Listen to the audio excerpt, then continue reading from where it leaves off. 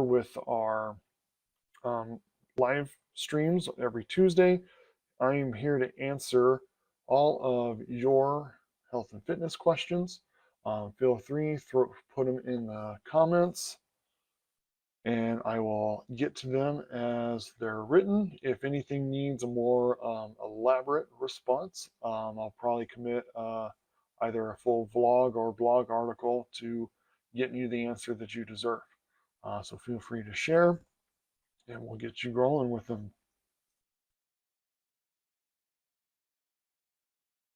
All right. So question here, how do you recommend your clients stick to their goals?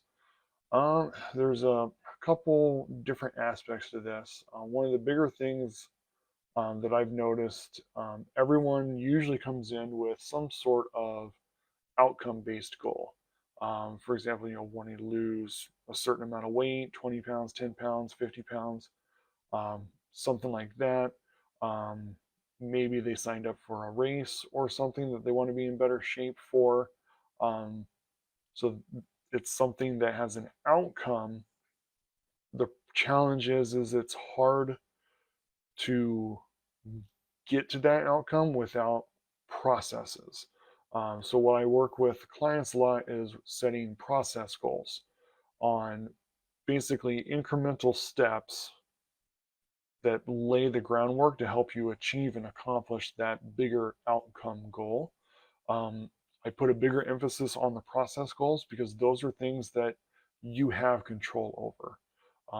It's easier to map out a plan around, okay, we're going to work out a certain amount of days per week for a certain duration of time. We're going to make certain changes to what you're eating, whether it be the amount of vegetables you have, adjusting the portions of other foods that you have. But the idea is that we're looking at and tracking things you can control, things that you can actually make a difference in week by week, day by day, that lead to those bigger outcomes. But keeping a focus on the process. I'm big in the fitness world. You always hear trust the process, trust the process. This is big from a motivation standpoint as well, because the challenge is with a lot of the outcome goals that we set for ourselves, whether it be weight loss, um, athletic performance, athletic events, um, a lot of those outcomes aren't completely within our control. You unfortunately can do a lot of things right and still not see as much scale change as what you wanted to see. You can do everything right and still not, win games and win championships because it's still a matter of how good are you versus the other team or what were the conditions of the competition that day for a race and things like that. Um, so it can only focusing on outcome can lead to a lot of defeatisms.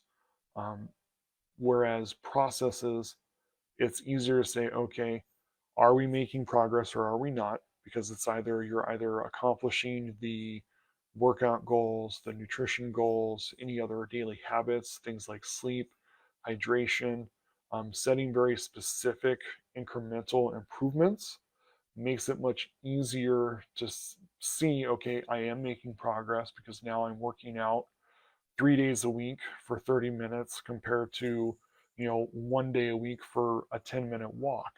That's a huge increase and huge improvement in a weekly activity that will reap benefits for you in the long term. Um, are you going to see major weight loss in the first 4 weeks of doing that? It really depends upon your body and the workout themselves, as well as what you're doing on the nutrition angle. But there's still aspects of physiology, especially as we get older, and a lot of our hormones, stress, lack of sleep, and things start to kind of get in the way of our metabolic systems. We don't. It's not as easy to see progress, so it can be very defeating only focusing on outcome rather than what are the steps that it takes to get to the ideal outcome. Because if you start being more active through whatever form of exercise or activity that you want. If you start making healthier, better nutrition choices, either in the form of the types of foods, the amounts of foods, prepping your food versus purchasing pre-made food, all of those are better steps in the right direction for health. And when done consistently over time, you will see the outcomes that you're looking for.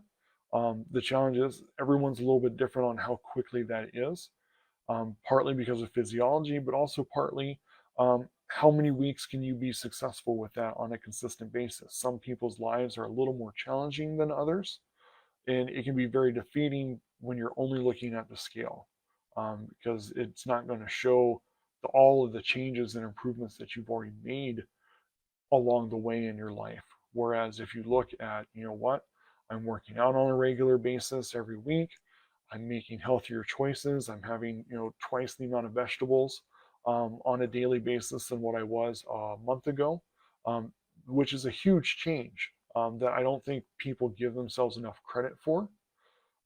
And done over time, that will show changes in your body, whether it be from an external physique in the aspects of body fat and weight reduction, or just from an internal standpoint of better energy, because now your body's better nourished, better blood work numbers, because now your body's getting more of the nutrients, the fiber, and non processed foods instead of what you may have been doing before. It's focusing on processes helps you feel more in control than just obsessing over an outcome. Hope that answered your question. If you have any follow-up questions, throw them in. If anyone else has any questions, throw them in the comments section. We'll get to them. Try not to make these too long, so we'll give a little bit here for any other questions, and we'll see what we get from there.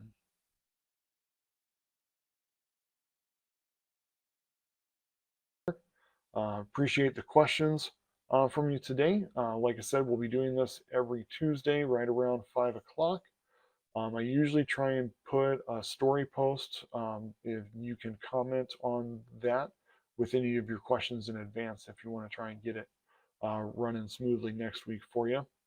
Appreciate everyone. Just remember to stay persistent in your consistent pursuit of health. Have a wonderful week.